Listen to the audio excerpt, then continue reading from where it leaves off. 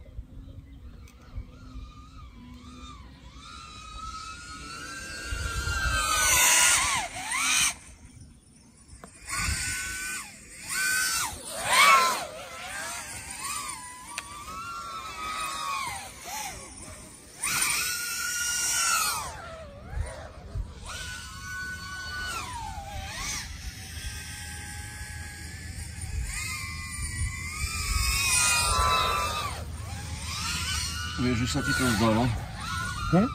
Ten uhol krídla a výškovky. Je to možné, lebo ako si lietal, vieš sa. Presne, že to na jednu stranu si mierne naklonený, na druhú. Len tak na schvál na to pozerám, pohode to je. Ja vám pre istotu, že? Všeobecne to nezabráni. Možno by bolo aj dobre mať taký špeciál. To treba všetko testovať, víš, že by bol skvrklaný a do jednej strany by točil dobre, do druhej úplne zle, ale do jednej strany bol tak pokrútený, že by točil lepšie. Aha, že nasklej, hej?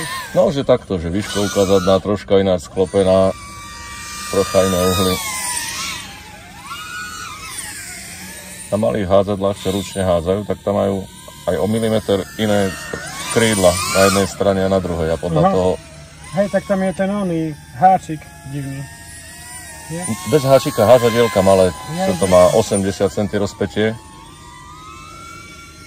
A to je umenie vyštelovať, lebo to musíš hodiť prudko, čiže to musí prudko nastúpať, potom to musí hore zastať, nespadnúť a chytiť sa a letieť.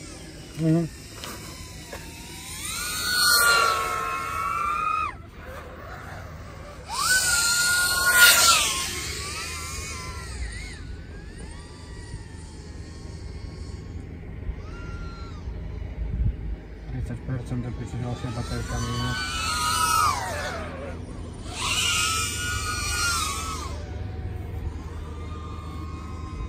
Čím dačo veľké, ale neviem kde.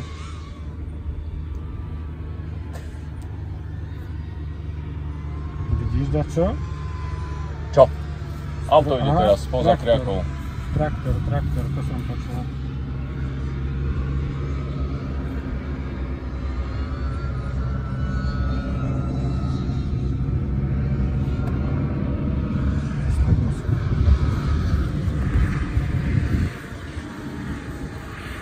pozor. No. Ja len pre istotu, vieš, nech ti neodrežem také z hlavy. A týmto ťažko, by som musel prsty vopchať do rotoru. Hej, však pekne sú tam tie dačky dobre spravené, akože.